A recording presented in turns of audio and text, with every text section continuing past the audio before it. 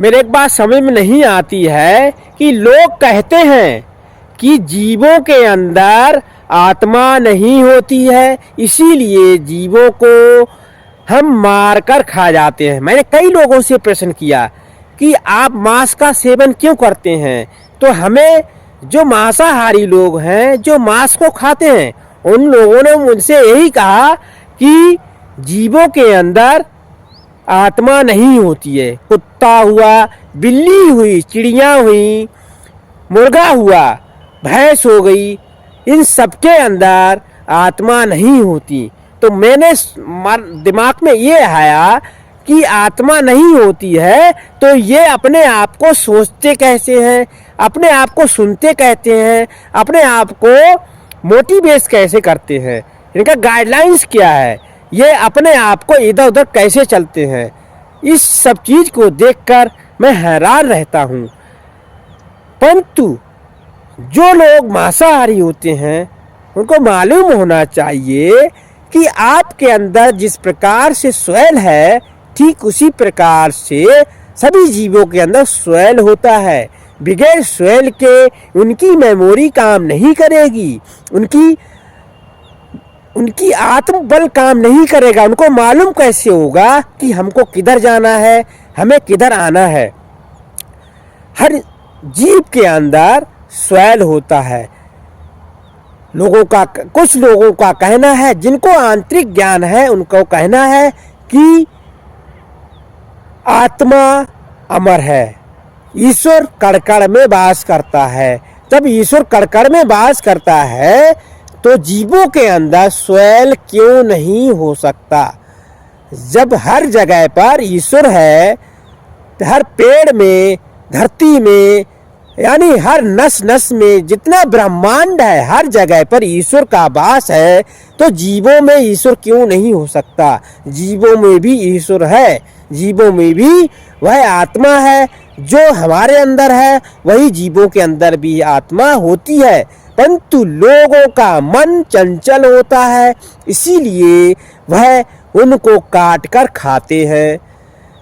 मन के कहने पर जो लोग काम करते हैं वह हमेशा गलत रास्ते पर जाते हैं।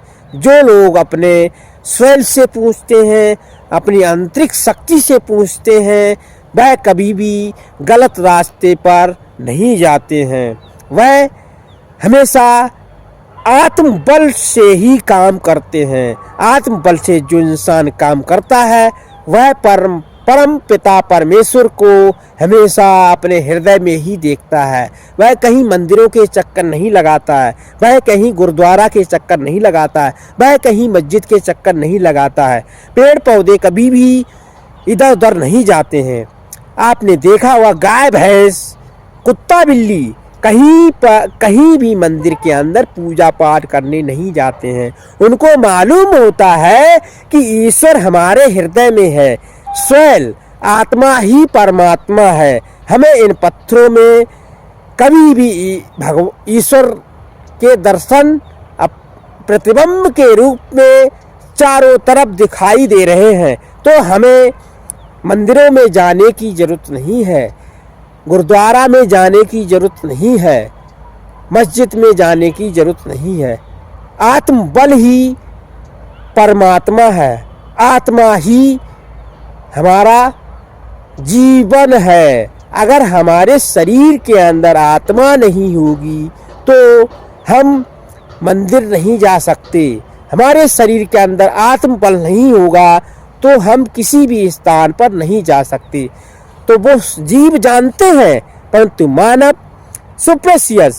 मानव अंधविश्वास में इतना भटका हुआ है कि वह आडंबर पर विश्वास करता है। कोई भी बाबा उनको भटका देता है और वह उनके पैरों तले पड़कर उनके पैर छूने लगते हैं। ये दुनिया आडंबर से घिरी हुई है। आडंबर से दूर हटिए, अपने आत्म बल के अंदर ही परमात्मा को ढूंढिए, तभी आप अपने आत्म बल से ही स्वर्ग की प्राप्ति कर सकते हैं, अपने आप को मोटिवेट कर सकते हैं। अगर आप इन बाबाओं के कहने पर काम करते रहेंगे, जो अपना धंधा चला रहे हैं और लोगों को गाइडलाइंस करके उनको भटका रहे हैं। हमें अपनी सिचुएशन अगर आप आत्मा से सोचेंगे तो आपका मोटिवेशन अच्छा रहेगा। मन को आप बांध कर रखेंगे तो आप हमेशा सुरक्षित रहेंगे, गलत रास्ते पर, गलत संगति में कभी भी नहीं भटकेंगे। लोगों का कहना है कि जब इंसान मरता है, जब कोई स्त्री पुरुष मर जाता है तो उसके श्राद्ध किए जाते हैं, उसकी तेरहवीं की जाती है। उसके इंसान मरा हुआ घर पे पड़ा हुआ है, आसपास के लोग, अगल बगल के लोग, लाश घर में रखी हुई है, आसपास के लोग आपस में चाय नाश्ता कर रहे हैं, आपस में भोजन कर रहे हैं, रिश्तेदार आ रहे हैं, उनको चाय पिलाई जा रही है और घर में लाश पड़ी हुई है। तो कहने का मतलब यही है कि दुनिया केवल आपके जिंदा रहते हुए ही आपके साथ है, मरने के बाद आपके साथ कोई नहीं है, आपका कोई नहीं है। आपके पास जब तक थोड़ा धन है, जब तक आपके शरीर में वह आत्मा है, तब तक आपका सहयोगी आपका परिवार है, आपकी बीवी है, आपके बच्चे हैं, आपके आसपास के लोग आपका सहयोग करने के लिए तैयार हैं। जब आपके शरीर से वह आत्मा निकल जाती है तो आपका कोई नहीं है, ना आपके माँ बाप आपके साथ जाएंगे, ना आपकी बीवी आपके साथ जाएगी, ना ही आपके बच्चे आपके साथ जाएंगे। लोग कहते हैं कि आत्मबल से सोचिए, अपनी आत्मा से सोचिए कि आप कौन हैं, आप किस लिए धरती पर आए हैं, आप किसके लिए लड़ रहे हैं, किसके लिए आप इतना उत्पात कर रहे हैं, किसके लिए आप दिन रात मेहनत कर रहे हैं। आपको मालूम होना चाहिए वर्क इज वर्शिप, आपको कर्म करना है, परंतु आपको सोचना, अपनी आत्मा से सोचना चाहिए कि आपके जिंदा रहते हुए ही आपके सहयोगी आपका परिवार है। जब आपकी आत्मा शरीर से निकलती है तो लोग आपकी पुण्यतिथि करते हैं, लोग आपके मरने की, आप जब मर जाते हैं तो तुरंत ही आपके रिश्तेदार आते हैं, आपके आसपास के लोग आपको पास बैठकर थोड़ी देर के लिए रोते हैं और रोने के बाद फिर आपके परिवार में आसपास के लोग उन रिश्तेदारों को चाय नाश्ता लेकर जाना शुरू कर देते हैं। आपकी लाश को उठाने में घंटों लगते हैं और कोशिश की जाती है, लोग चारों तरफ हल्ला करते हैं, आपकी बीवी हल्ला करती है, आपके बच्चे हल्ला करते हैं, आपके माता पिता हल्ला करते हैं, आपके आसपास के लोग हल्ला करते हैं कि लाश को जल्दी से जल्दी ले जाकर शमशान घाट में जला दो, वरना ये लाश सड़ने लगेगी, लाश बदबू देने लगेगी, ऐसा लोग कहने लगते हैं। तो ये दुनिया की रीति है कि आपके मरने के बाद आपके साथ में कोई नहीं जाता है। सिचुएशन यही है कि मोटिवेशन यही है कि अपने आप को बदलिए, अपने आप को देखिए कि हम अपनी कॉन्फिडेंस के अनुसार कौन थे और क्या लेकर आए थे। हम केवल रोते हुए आए थे, हम और रोते, और हमारे जीवन काल में जब हम पैदा हुए थे तब भी हमको किसी और ने उठाया था, हमें अपने आप को हम स्वयं नहीं उठ पाए थे। जब हमारा जन्म हुआ था तब हम मुट्ठी बांधकर आकर रो रहे थे। तो इंसान के जन्म के समय भी इंसान रोता है।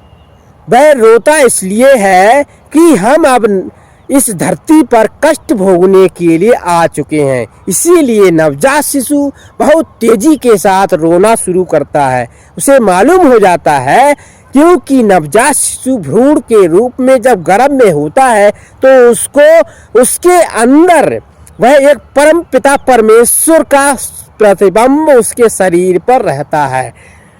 इसीलिए स्त्रियों को गर्भ धारण करते समय जब आपका नवजात शिशु 8 से 9 महीने का हो जाता है, यानी नवजात शिशु का जन्म होने वाला होता है, तो हर स्त्री को सही सलामत अच्छी विचारों के साथ, सिचुएशन के साथ परिवार में बैठना उठना चाहिए।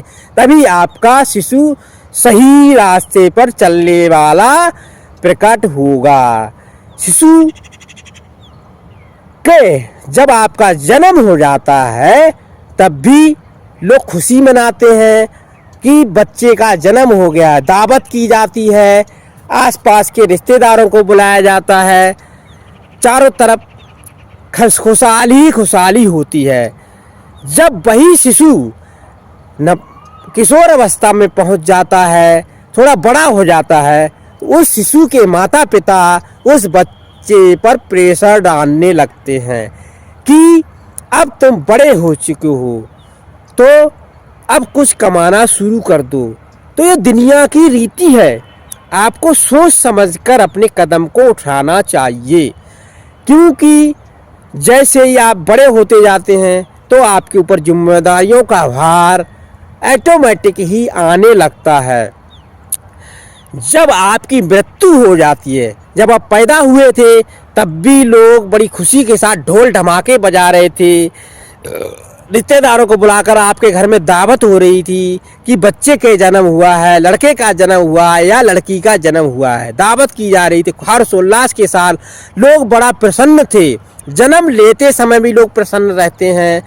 जब आपकी मृत्यु हो जाती है, जब आप लाश बन जाते हैं, अपने घर में लाश के रूप में पड़े होते हैं, तब इंतज़ार किया जाता है कि अभी वो रिश्तेदार नहीं आया है, कि भाई नहीं आया है, कि मामा नहीं आए हैं, कि पापा बहुत दूर चले गए हैं, कि फूफा नहीं आए। इन सब का इंतज़ार घर के परिवार में लोग करते रहते हैं। आपकी लाश के पास बैठकर आपकी बीवी, आपके बच्चे, आपके माता पिता, आपके परिवार के लोग थोड़ी देर के लिए मुंह पटक पटक कर रोते हैं।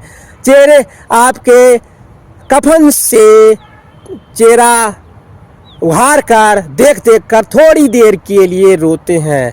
फिर कुछ समय बाद चाय नाश्ते में लग जाते हैं, चाय पीने लगते हैं, अगल बगल के लोग उनको चाय पिलाने लगते हैं, कोई भोजन खिलाने लगता है।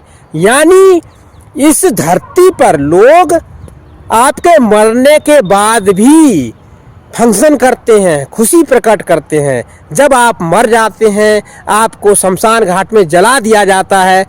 जलने के बाद लोग तरह तरह के आडंबर, तरह तरह के ढोंग रचते हैं, लाइन लगाते हैं, लाइन पर बैठकर उठक बैठक करते हैं, आपकी लाश को जला के उधर से गंगा स्नान करते हैं। तो आपको मालूम होना चाहिए कि आपके मरने के बाद जो जिंदा इंसान हैं वह अपने शरीर को क्यों धुलते हैं, अपने शरीर को साफ करते हैं कि मेरे शरीर में इस लाश का कोई धुआं तो नहीं लग गया है, इस लाश का कोई आँच तो नहीं लग गई है जिससे हमारे शरीर के अंदर कोई बीमारी पनप जाए। तो हर इंसान जानता है और हर इंसान इस रास्ते पर जाएगा। हर इंसान को मरना होगा, हर इंसान को जलना होगा। फिर ये आडंबर लोग क्यों करते हैं? लोग लाश को जलने के बाद नहाते हैं, लाश को जलने के बाद अपने घर में आके फिर पैर धोते हैं और फिर जाके घर में घुसते हैं।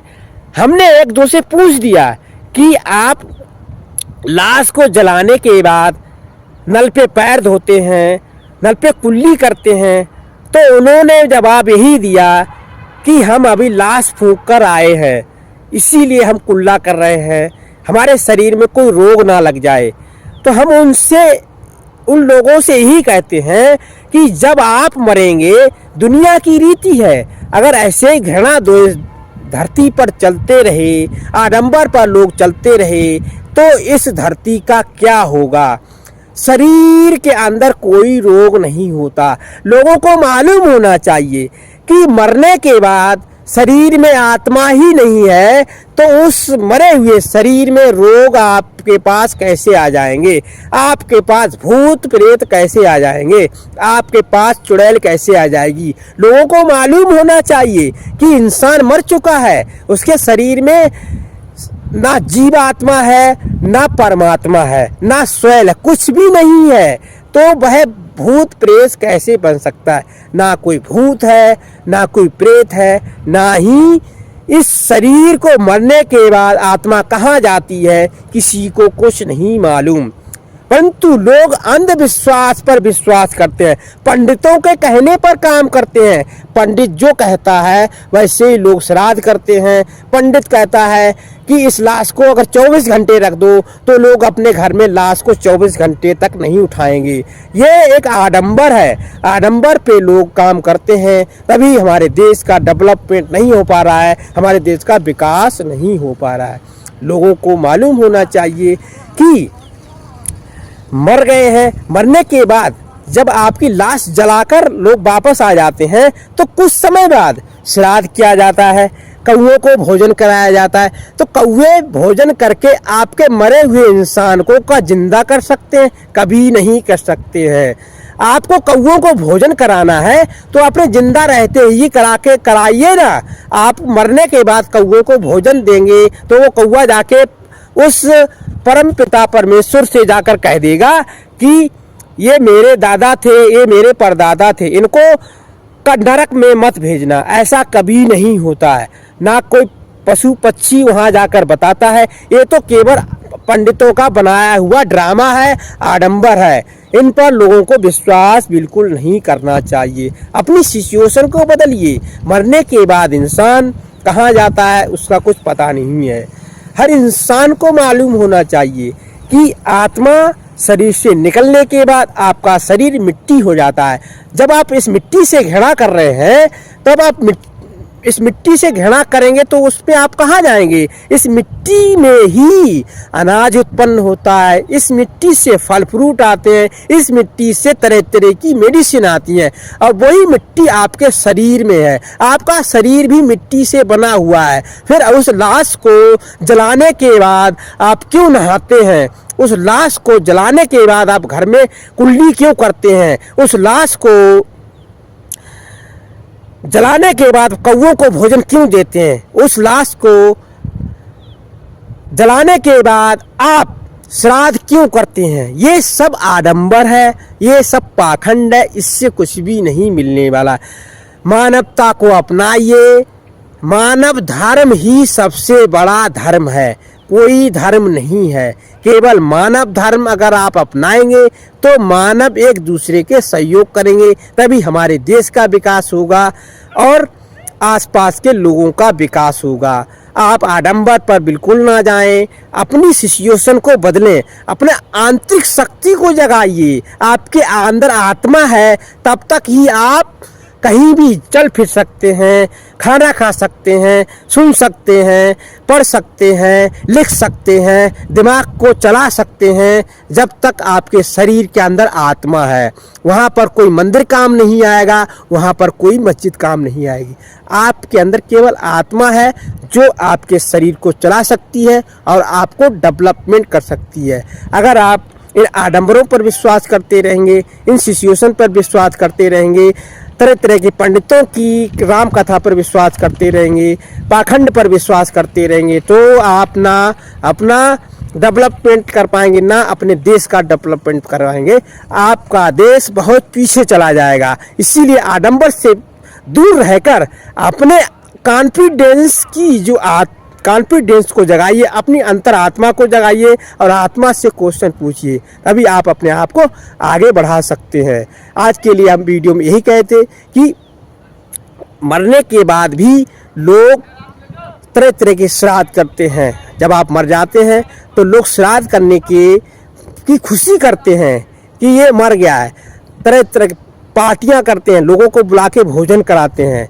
तो आपके जिंदा जन्म के समय भी लोग ढोल ढमाके बजा रहे थे, खुशी प्रकट कर रहे थे। आपके मरने के बाद भी लोग खुशी प्रकट कर रहे थे कि भोजन करा रहे थे। तरह तरह से फंक्शन कर रहे थे। आपको मालूम होना चाहिए कि आपके मरने के बाद भी लोग खुशी प्रकट कर रहे हैं, आपके जन्म के समय भी लोग खुशी प्रकट कर रहे थे। इन सब कॉन्फिडेंस से आपको मालूम होना चाहिए कि आप अपने आप को कौन है, क्या कर सकते हैं। ये सब जानकारी आपको अपनी आत्मा से पूछना चाहिए। आप अपने आत्मा से पूछिए, अपनी आत्मा से सोचिए, अपने हृदय से सोचिए, तो आपको मालूम होगा, आपको महसूस होगा कि कोई मंदिर नहीं है, कोई मस्जिद नहीं है, कोई गुरुद्वारा नहीं है, केवल आपका शरीर ही सब कुछ है। आपकी शरीर जब तक है तब तक आप हर जगह का मनोरंजन कर सकते हैं। अगर आपके शरीर में आत्मा ही नहीं रहेगी तो आपके परिवार के लोग आपका श्राद्ध मरने के बाद करने के लिए तैयार हो जाते हैं। आपके मरने के बाद पुण्यतिथि करते हैं। आपके मरने के बाद पंडितों को खिला दिया जाता है, घर की शुद्धि की जाती है। आपको मालूम होना चाहिए कि दुनिया में कोई किसी का नहीं है, केवल आप अकेले आए थे और अकेले ही जाएंगे। कफन के अंदर जेब नहीं होती, कफन केवल सिंपल होता है, उसमें कहीं पर भी आप जेब नहीं देख सकते हैं। इसीलिए हम सबसे यही कहते हैं कि सुप्रेसियस अंधविश्वास से दूर हटिए और अपनी अंतर आत्मा को जगाइए, अपनी आंतरिक शक्ति को जगाइए, अपने आत्म बल को जगाइए। तभी आप अपने आप को डेवलपमेंट कर सकते हैं और अपने आप को आगे बढ़ा सकते हैं। आपको बाबा बनने की जरूरत नहीं है, आप केवल अपने आत्म बल को जगाइए। आप आत्म बल को जगाएंगे तो आप ऑटोमेटिक ही उस परमपिता परमेश्वर के दर्शन अपनी आंखों में कर सकते हैं, अपने हृदय में कर सकते हैं। अपने आत्म बल के अनुसार ही स्वर्ग की प्राप्ति को कर सकते हैं। जीवन का एक ही मोटिवेशन है कि आपको करना है तो अच्छे कर्म कीजिए, सही रास्ते को अपनाइए। लोग कहते हैं कि वह भगवान है। भगवान कौन होता है? भगवान का जन्म होता है, ईश्वर का जन्म नहीं होता है। ईश्वर निरंकार है, वह कभी जन्म नहीं लेता है, ना ही कभी मरता है। आत्मा ही परमात्मा है, आत्म बल कभी मरता नहीं।